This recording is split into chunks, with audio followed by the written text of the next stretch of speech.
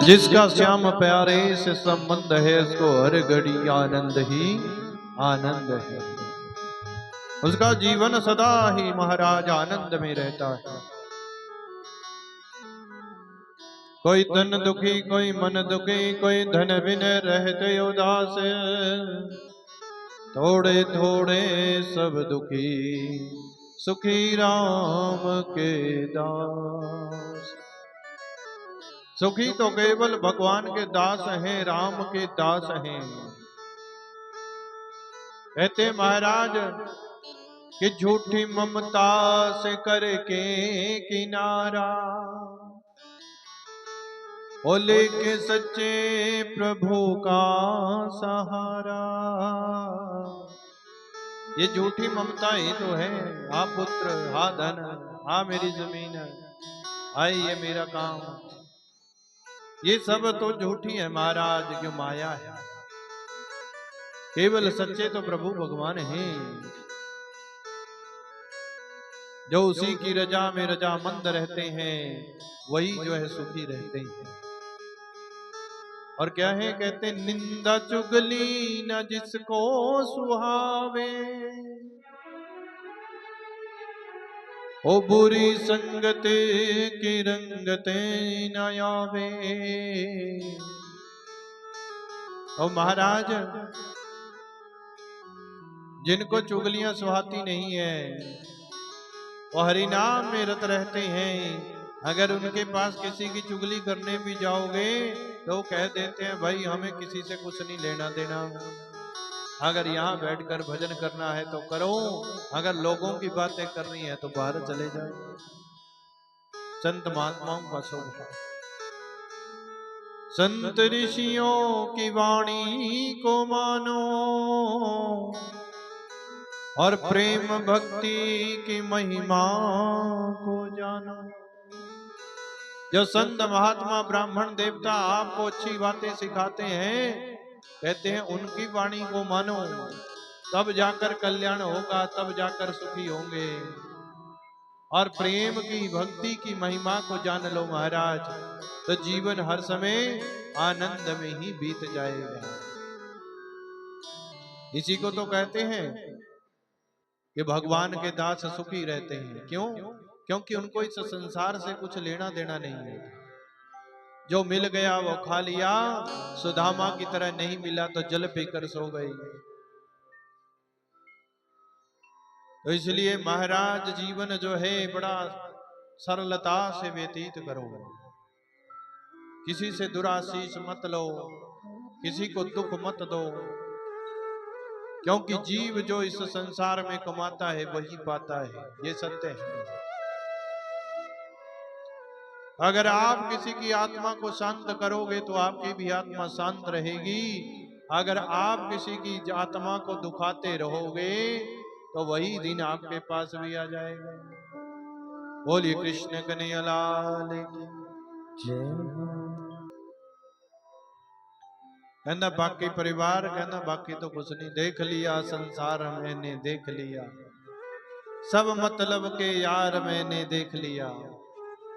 कहते महाराज इस संसार में जिस दिन सच्चे सदगुरु से कृपा पालोगे, सच्चे सदगुरु का सहारा मिल जाएगा, उस दिन धीरे धीरे धीरे धीरे जीवन का सत्य आपके सामने प्रकट हो जाएगा।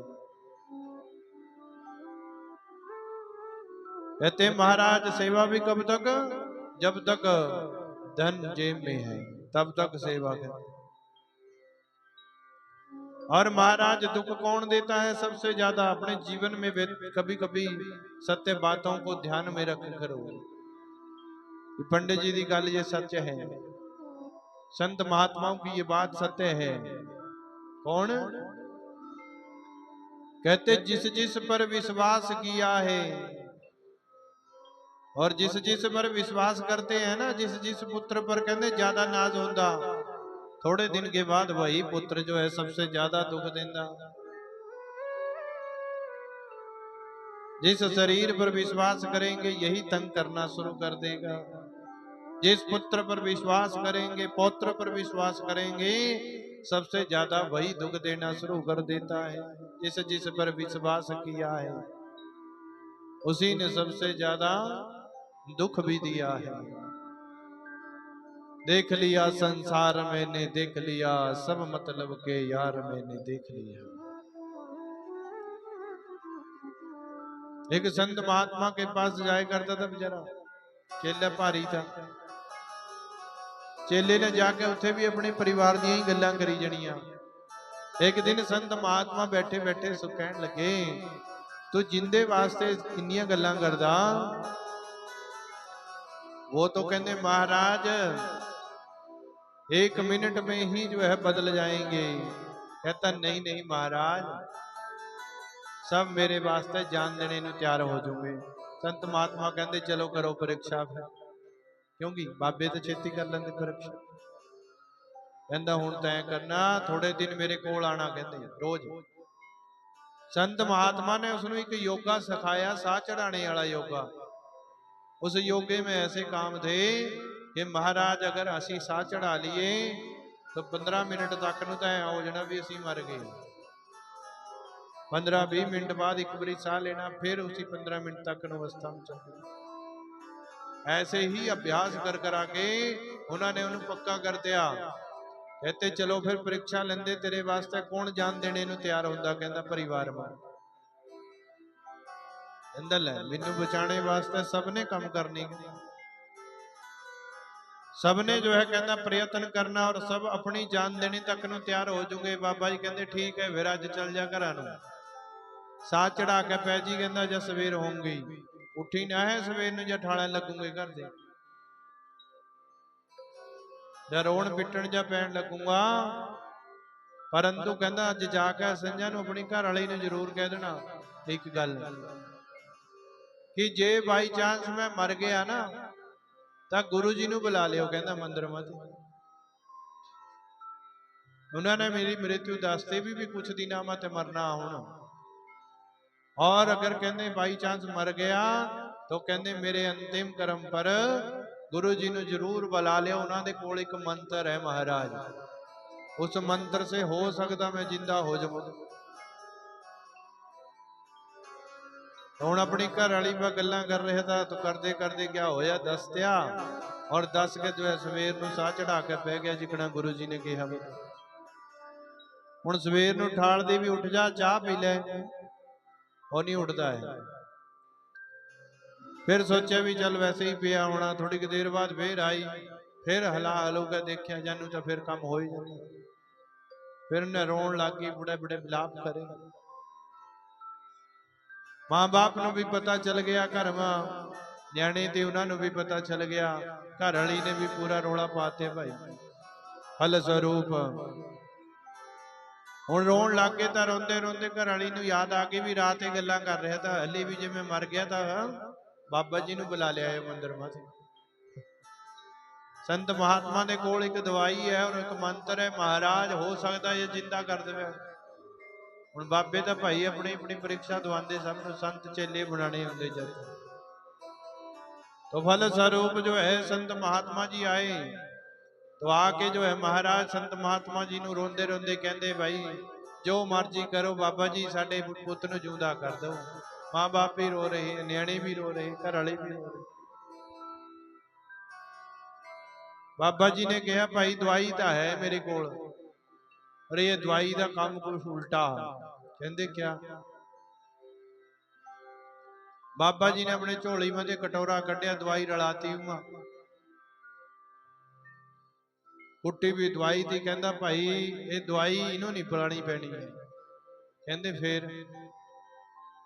कहंदे मेरे कोल एक मंत्र है, अगर इसनूं जिंदा करना तो कहंदा जिहड़ा जिंदा बंदा उन्होंने एक कटोरे वाली दवाई पीनी पैनी। कहंदे फिर? कहंदे उन्हें मर जाना, इन्हें जिंदे हो जाना। हुण दसो भाई, कहंदे किहड़ा पीऊंगा? हुण जे घर वाली दी ज्यादा गल्लां करे करदा तो घर वाली नूं कहते बाबा जी ने, कहंदा भाई तेरियां गल्लां बहुत करे करदा सी, तू बहुत प्यार करदी भी, तू तो इहदे वास्ते जान देने नूं भी तैयार थी, तो रोज के करदा तो मेरी घर वाली तो जान भी दे सकदी मेरे वास्ते। चल भाई तू ऐ कर अपने पति नूं जिंदा करने वास्ते, कहंदी तू दवाई पी ले, तू मर जणी, कहंदे जिंदा हो जाना। कम से कम भी माँ बाप ਨੂੰ अपना पुत तो मिल जाऊंगा। घर वाली तो पैंते सारे कहती लै मर गया ता क्या हो गया, दूआ ब्याह हो जाना, कहती आदमी तो फिर मिल जाना, जान थोड़े मिलनी। तो माँ बाप ਨੂੰ कहन लगे महाराज भी मां सब तो ज्यादा अपने पुत ਨੂੰ प्यार करती, कहते तू भी कह देख भाई अम्मा। अम्मा कहती लै चार पुत होर नहीं है मेरे, जे एक मर गया ता क्या हो गया, चार तो जिंदे है हली। अम्मा भी मुकर गई भाई, बापू भी मुकर गया, तो महाराज परिवार में सब मुकर गए। संत महात्मा ने कान में फूक मारी, कहना देख लिया परिवार, कहना सब मतलब के यार मैंने देख लिया, तब गाना बना वो सब मतलब के यार मैंने देख लिया, देख लिया संसार मैंने देख लिया, देख लिया संसार मैंने देख लिया, देख लिया संसार हमने देख लिया। ओ सब मतलब के यार हमने देख लिया, देख लिया संसार हमने देख लिया। ओ सब मतलब के यार हमने देख लिया, ओ सब मतलब के यार हमने देख लिया।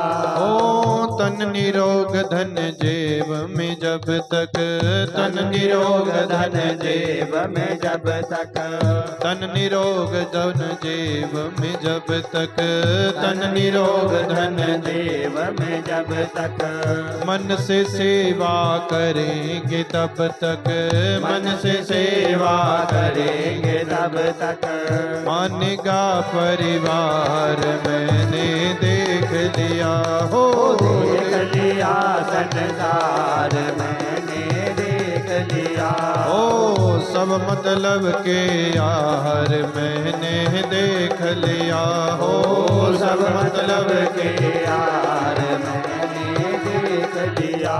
ओ जिस जिस पर विश्वास किया है, जिस जिस पर विश्वास किया है, जिस जिस पर विश्वास किया है, जिस जिस पर विश्वास किया है, उसी ने हमको निराश किया है, उसी ने हमको निराश किया है, उसी ने हमको निराश किया है, उसी ने हमको निराश किया है। ओ बनकर रिश्तेदार हमने देख लिया, हो देख लिया संसार हमने देख लिया। ओ सब मतलब के यार हमने देख लिया, हो सब मतलब के यार हमने देख लिया। देख लिया संसार हमने देख लिया, हो देख लिया संसार हमने देख लिया। ओ सब मतलब के यार हमने देख लिया, हो सब मतलब के यार हमने देख लिया। ओ संतों का संदेश यही है, संतों का संदेश यही है, संतों का संदेश यही है, संतों का संदेश यही है। मूल मंत्र हरिओम यही है, मूल मंत्र हरिओम यही है, मूल मंत्र हरिओम यही है, मूल मंत्र हरिओम यही है। हरि स्मरण है सारे हमने देख लिया, हो देख लिया संसार हमने देख लिया। ओ देख लिया संसार हमने देख लिया, हो देख लिया संसार हमने देख लिया। हो सब मतलब के यार हमने देख लिया, हो सब मतलब के यार हमने देख लिया। हो देख लिया संसार हमने देख लिया। महाराज ये संसार हमने देख लिया। ये संसार जो है महाराज सब मतलब के यार है। संतों का संदेश यही है, हरि मूल मंत्र हरि ओम यही है। कहते हैं महाराज हरि सुमिरन में सार। ये संसार का एक निचोड़ एक ही है कि महाराज हरि का सुमिरन कर लो। बिन हर सिमरण के आपको कोई जीवन में सुख नहीं मिल सकता। सुख और दुख है कहां? कभी सोचा कि सुख कहां है और दुख कहां है? कभी सोचा कि सुख किहड़े है और दुख किहड़े है? सोचा कभी जीवन दे विच कि सुख क्या हुंदा और दुख क्या हुंदा? मन की अनुकूलता में सुख और प्रतिकूलता में दुख। क्या है? सुख और दुख तो साडे हृदय में ही है। सुख और दुख क्या है? सुख कहते हैं महाराज सब काम अपने आप हो रही हैं, बहुआ बड़ी अच्छियां हैं, पैसे अपने कोल है, घर मकान बढ़िया है, जे तेन देखा तेन गड्डी चक्के चल पे, ये है सुख। और दुख क्या है? दुख वही है कि बहुआ कहना नहीं मानदियां, न्याणे कहना नहीं मानते, और महाराज टाइम का कोई काम नहीं हुंदा। जे किसी नूं जाना होवे तां कोई लेके नहीं जाता, और कोल जेब में पैसे नहीं हुंदे हैं। यही दुख है महाराज। मन के अनुसार जब कोई काम नहीं होता बनता तो दुख है, और जब मन के अनुसार सब काम हो रहे हैं तो सुख है। वल स्वरूप सुखाय कर्माणि करोति लोको। सुख की कामना से सब लोग काम करते हैं, परंतु फिर भी उन्हें दुख ही दुख मिलते हैं। क्यों? तब उन्होंने कहा कि महाराज इस संसार में सुखी केवल वही है जो भगवान के दिए हुए में ही प्रसन्न रहते हैं। जहां भगवान ने पैदा किया वही सुखी है। जो काम करने को मिल गया वो करना है, वो जिम्मेदारी से निभाना है, वही है सुख।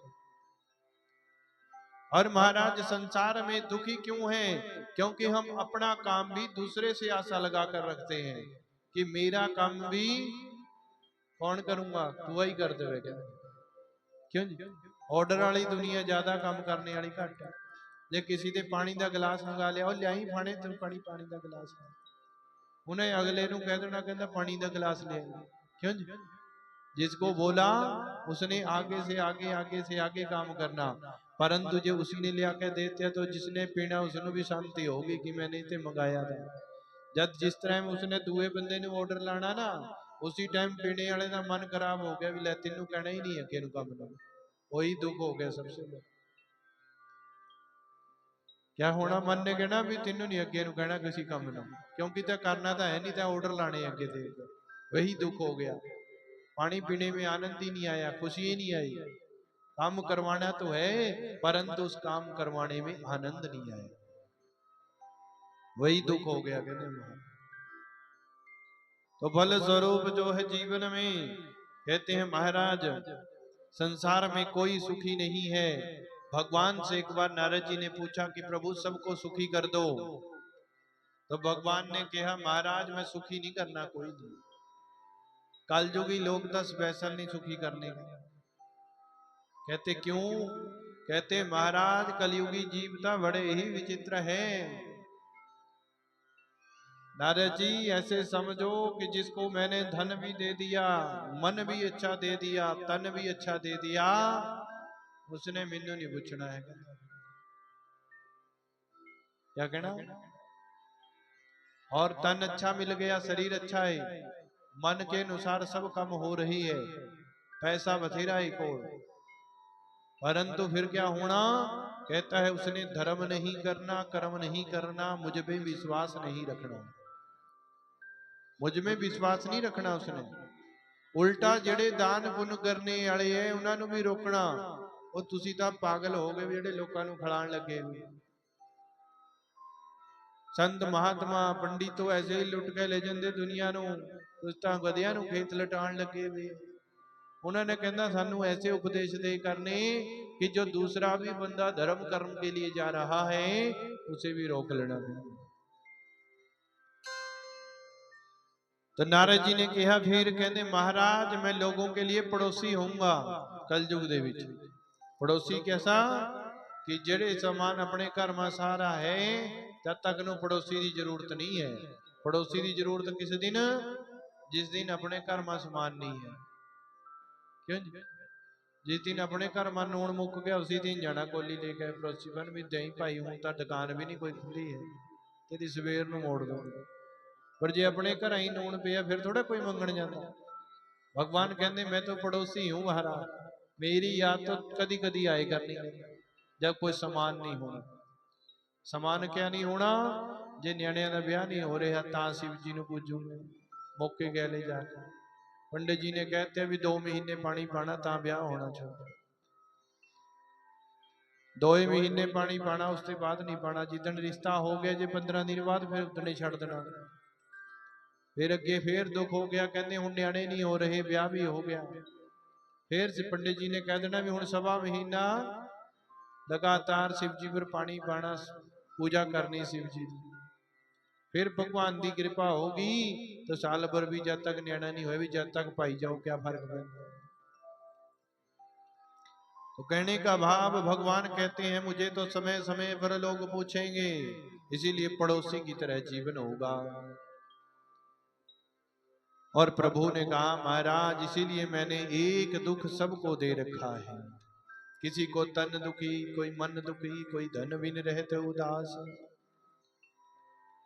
तो किसी ना किसी बहाने से ही सही मुझे कोई मेरा पूजन तो जरूर करेगा, मेरी भक्ति तो करेगा, मेरा नाम तो जप कमाई करेगा। इसीलिए भगवान ने हमें दुख दिए हैं। ये मत सोचना कि संत महात्मा लोग सुखी रहते हैं। जो महाराज संत महात्मा ब्राह्मण देवता भी दुख पाते हैं, कष्ट पाते हैं, परंतु वो अपने कर्मों को भगवान के ऊपर छोड़कर चलते हैं। इसीलिए वो दुख में भी जो है महाराज सुखी का ही अनुभव करते हैं। क्योंकि उनको पक्का विश्वास है कि जिस दिन हमें दुख होंगे उस दिन परमात्मा किसी न किसी रूप में हमारे साथ खड़े होंगे। वो परमात्मा कहता है महाराज मैं दुख तो देता हूं परंतु उस भक्त को मैं अपनी गोदी में उठा के रखता हूं जो मेरा हर समय स्मरण करता है। दुख तो मैं उनके ऊपर आने ही नहीं देता। हर जीवन में जब तक दुख नहीं होंगे तब तक भगवान की भक्ति नहीं होगी। कुंती को ही देख लो, एक दिन भी जीवन का सुखी नहीं बिताया फिर भी भगवान से नाता नहीं छूटा। सुदामा जी ने बड़ी गरीबी सही, सब दुख सहे, परंतु भगवान का नाता नहीं छोड़ा। अंत में भगवान ने उनको भी माला माल किया। प्रहलाद जी ने कितने दुख उठाए। प्रहलाद जी की कथा सुनी है? प्रहलाद जी की कथा में प्रहलाद जी को कितने दुख हुए। जन्म लेते ही हिरण्यकशिपु ने आदेश कर दिया था कि हरि का नाम लेने वाला मेरे राज्य में कोई हो तो उसको उसी समय मौत के घाट उतार देना। परंतु घर में ही हरि का नाम लेने वाला पैदा हो गया प्रहलाद। जैसे ही प्रहलाद जी पैदा हुए तो बोलना सीखे तो सबसे पहले मम्मी पापा दादा दादी नहीं कहा हरि, हे हरि, हरि शरणम हरि शरणम हरि शरणम। प्रहलाद जी को जो है पढ़ने के लिए फिर बड़े हो गए हरि शरण का। पहले तो माँ छुपाती रही। क्या करती है माँ? पुत्र की गलतियों को पिता से छुपाती है। जब तक परिपक्वता पूरी हो जाती है और फिर पिता से भी हाथ से निकल गया और माँ के हाथ से भी जब बच्चा निकल जाता है फिर चाहे दुनिया का जितना मर्जी जोर लगा लो वो ठीक होने वाला नहीं। माँ ने बताया नहीं कि तो दुनिया को तो चुप करा रहा है, हरि नाम नहीं लेना है, दुनिया को दंड दे रहा है, पर तेरे घर में जो पैदा हुआ है वो तो जन्म से ही हरि शरणम हरि शरणम हरि शरणम कर रहा है। माँ छुपाती रही। जब काफी बड़ा हो गया, पढ़ने की स्थिति में पहुंच गया, तब पता चल गया कि मेरे घर में तो कालंगियारी जम गई हुई है। मेरा ही सिक्का खोटा है महाराज। शंडा मर्ग जी के आश्रम पर छोड़ा गया, बड़े भेद से पकड़ाया, कुट कुट के पढ़ाया जिकड़ा न्याणे ने पढ़ा दे, परंतु फिर भी पढ़ना नहीं आया। राक्षसी विद्या नहीं जान पाए, वहां भी हरि नाम। हिरण्यकशिपु एक दिन स्कूल में चले गए। हिरण्यकशिपु जी महाराज स्कूल में चले गए, अपनी गोदी में उठाकर पुत्र से पूछा, हे पुत्र क्या पढ़ा आज तक, जरा बता मेरे को। तो हिरण्यकशिपु से जो है प्रहलाद जी कहते हैं, हे पिताश्री, गृहांधकूपम, ये जो घर है गृहस्थी है, ये तो अंधा कुआं है, और मैं तो क्या कहता हूं कि इन सब को त्याग करके वन को चले जाना चाहिए, और वन में जाकर हरि का आश्रय लेकर, कहते हैं महाराज, उन्हीं का भजन करना चाहिए। क्या करना चाहिए? वन में चले जाना चाहिए और जाकर वहीं पर हरि का भजन करना चाहिए। हित्वात्मपातं गृहन्धकूपं वनं गतो यत् हरिमाश्रयेत। वन में जाकर हरि का भजन करना सबसे अच्छा है, गृहस्थी छोड़ दो। आज तक गृहस्थी में कौन सुखी होया कोई आज तक सुखी महाराज गृहस्थी में? जब पिताश्री को ऐसी बातें समझाई तो हिरण्यकशिपु का क्रोध बढ़ गया और जाकर चंडा मर्ग जी पर टूट पड़े। ये पढ़ाते हो मेरे बच्चे को? मेरे को कह रहा है पिताश्री घर गृहस्थी छोड़कर संत बन जाना चाहिए और हरि नाम का आश्रय लेकर जंगलों में जाकर हरि नाम का भजन करना चाहिए। फल स्वरूप बड़े क्रोध में आ गए और महाराज फिर समा बीता, दूसरी बरी फिर गए, नवदा भक्ति का वर्णन कर दिया पिता को। अब गुस्सा पिताश्री को और चढ़ गया। घर लेकर आए, जब प्रहलाद को पहाड़ों से घेरा, प्रहलाद जी को पहाड़ों से गिराया गया, वहां भी हरि ने बचा लिया। फिर काल कोठरी में डाल दिया गया, भोजन नहीं दिया गया, वहां भी हरि ने सब कुछ दिया। उबलते उबलते खोलते खोलते तेल के कढ़ाई में रख दिया गया। महाराज जैसे पकोड़े तले जाते हैं ऐसे तल दो महाराज इसको भी। आग पूर्ण जलाकर देख ली, फिर भी बच गए। बड़े बड़े सर्पों के सामने, नागों के सामने उस कुंड में फेंक दिया गया, वहां भी कुछ नहीं बिगाड़ पाए।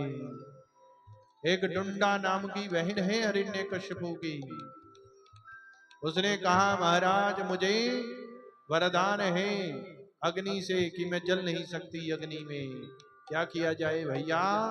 एक चिता जलाई जाए, लगाई जाए लकड़ियों की, उसके ऊपर मैं इसे अपनी गोदी में बिठाकर बैठ जाऊंगी, ये जलकर भस्म हो जाएगा। वहां भी हरि शरणम हरि शरणम, हे प्रभु आप मेरे रक्षक हो। और बल स्वरूप जो है महाराज उस डुंडा नाम की राक्षसी भी उस अग्नि में जल कर भस्म हो गई। क्यों? क्योंकि कहते हैं महाराज कोई भी वरदान अगर आपको मिला है तो वो जग कल्याण के लिए है, ना कि बुराई के लिए। बच्चे को मारने का पाप कर रही है, इसीलिए जो वरदान है उस डुंडा को, होलिका को मिला था, वो वरदान उसके लिए श्राप बन गया और प्रहलाद जी को फिर उसने बचा लिया और डुंडा नाम की राक्षसी जलकर भस्म हो गई। प्रहलाद जी पर कितने कष्ट आए महाराज। और अंत में जब हिरण्यकशिपु थक गया कि अब कुछ नहीं हो सकता, तो कहता है बता तेरा हरि कहाँ है? उन्होंने कहा हरि व्यापक सर्वत्र समान, पिताश्री प्रेम से प्रगटे होई में जाना। वो तो प्रेम से जहां वही आप पुकारोगे वहीं प्रकट हो जाएंगे। इस खंबे में भी तेरा भगवान है। एक प्रहार खंबे पर किया, हाथ जोड़कर प्रहलाद जी ने प्रार्थना करी, प्रभु मैंने बोल तो दिया है कि आप इस खंबे में हैं, तो आप इस खंबे से ही निकल जाना। और उस खंबे से ही भगवान प्रकट हो गए थे, नरसिंह भगवान, जिनका आधा शरीर सिंह का, शेर का और आधा नर का था। बोलिए नरसिंह भगवान की जय हो। नरसिंह बनकर भगवान आए और प्रहलाद भक्त की रक्षा हेतु उन्हीं के पिता का अंत किया। जो वरदान दिया था, अंदर मरु न बाहर, न दिन में न रात में, न अस्त्र से न शस्त्र से, न 12 महीनों में, न किसी रिश्ते पुरुष से, न पशु से, तो न आकाश में मरु न धरती पर मरु। नरसिंह भगवान ने पूर्ण वरदान याद करवा दिया। देख तेरे लिए 13वां महीना बढ़ा दिया। लेव का मास आता है, एक दिन बढ़ जाता है उसमें। यही फरवरी का महीना 29 दिन का आता है। तो महाराज क्या हो गया, अधिक मास बढ़ा दिया महाराज। ना ब दिन है, ना रात है, ना तू अंदर है, ना बाहर है, ना मैं पशु हूं, ना मैं पुरुष हूं, और ना मैं तुझे किसी अस्त्र से मारूंगा, ना शस्त्र से मारूंगा, अपने हाथों से तेरा वक्षस्थल फाड़ दूंगा। और महाराज सब वरदान याद करवाकर हिरण्यकशिपु का अंत किया। तो प्रहलाद जितने दुख तो आज तक किसी ने भी नहीं पाए होंगे गृहस्थी में। कल युग में पाए इतने दुख किसी ने, जितने दुख उन्होंने पाए। और हरि नाम पर विश्वास जब अटूट होता है तो सब दुख सुख में बदल जाते हैं। और फल स्वरूप जो है महाराज, ये सुख दुख की बातें कर रहे थे, सृष्टि के बारे में पूछा ब्रह्मा जी से, नारद जी ने यही बात पूछी थी, वही वर्णन करने लगे महाराज। भगवान विष्णु के नाभि से कमल, कमल के ऊपर ब्रह्मा जी की जब सृष्टि करने का क्रम चला तो महाराज सबसे पहले 4 ऋषि सनक, सनंदन, सनातन और सनत कुमार पैदा किए। इनसे कहा गया बच्चे पैदा करो, कहते महाराज ना, हम तो नहीं करेंगे। ब्रह्मा जी को आ गया क्रोध, श्राप दे दिया, जाओ अगर बच्चे पैदा नहीं करोगे तो आप आज के बाद बड़े भी नहीं होगे, 5-5 साल के ही रहोगे। और आज तक वो 5-5 साल के ही है महाराज, जैसे बच्चे होते हैं, ना उनकी उम्र बढ़ी ना उनकी उम्र घटी, उतने ही 5-5 साल के बच्चे हरि शरणम घूमते हैं। क्रोध आया, क्रोध से भृकुटियां लाल हुई, रुद्र भगवान का प्राकट्य हुआ, कहा सृष्टि करो। भगवान रुद्र, मानो भगवान कहते हैं ब्रह्मदेव कि गुस्से में किया हुआ काम कोई भी ठीक नहीं होता। गुस्से में क्या हुआ, रुद्र भगवान का प्राकट्य हो गया। कहते हैं महाराज उन्होंने कर दी भूत प्रेतों की सृष्टि, भूत प्रेत जिन जनात पैदा कर दिए, और फल स्वरूप जो ब्रह्मा जी को ही खाने के लिए दौड़े। ब्रह्मा जी ने कहा महाराज इन्हें रुद्रलोक में ले जाओ, उनको रुद्रलोक में भेजा। फिर विचार किया और विचार करके अब 10 ऋषियों को पैदा किया, मरीचि, अत्रि, अंगिराहा, पुलह, पुलस्तु, क्रतु, वशिष्ठः, दक्ष, दशमस्तत्र, नारदः।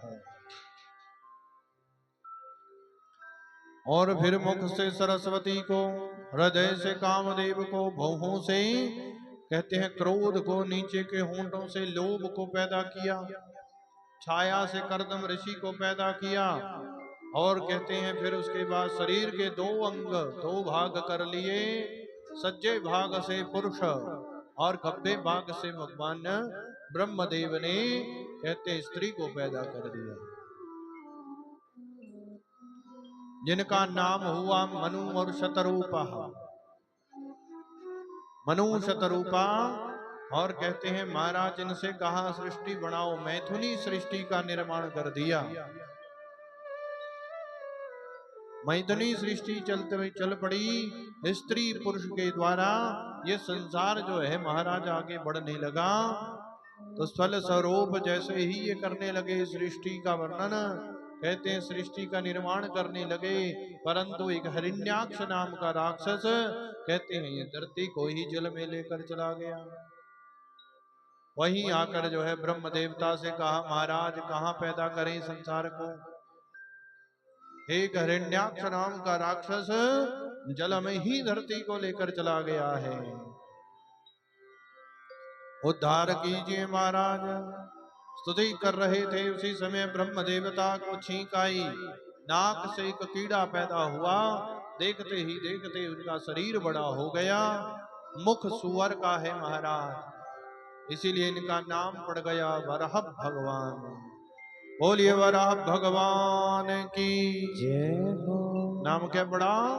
वराह भगवान। बराह की सुअर की जो होड है बड़ी पक्की होती कहते महाराज। और गए जाकर पूछा महाराज क्या करूं? ब्रह्म देवता ने कहा महाराज एक हिरण्याक्ष नाम का राक्षस धरती को पानी में लेकर चला गया है, छुपा कर बैठा है। आप जो है महाराज धरती मैया को जो है उनका उद्धार कीजिए, और फल स्वरूप जो है उनका उद्धार किया गया।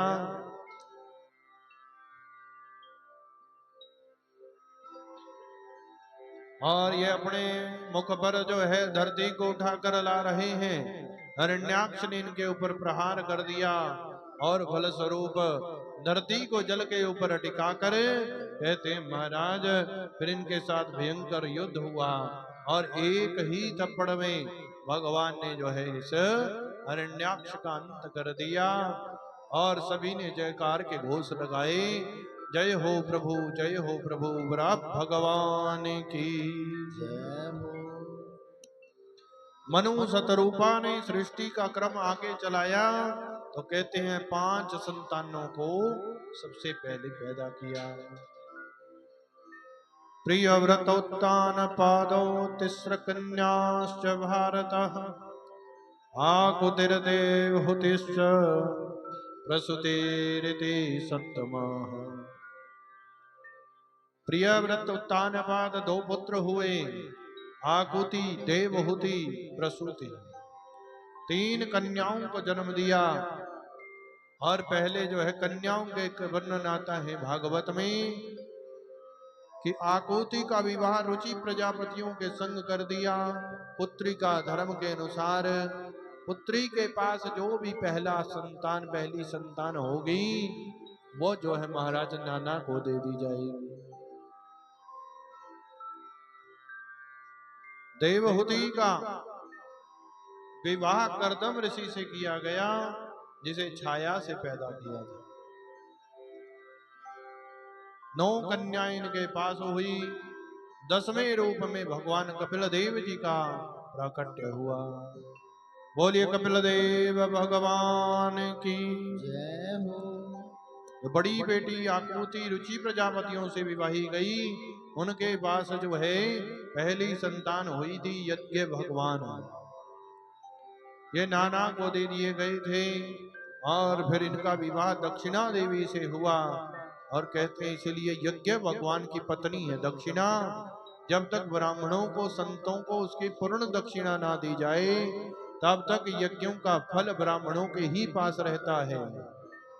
जब तक यज्ञ की दक्षिणा ब्राह्मणों को ना दी जाए पूर्ण, तब तक जो है उसके फल जो है ब्राह्मणों के पास ही रहता है।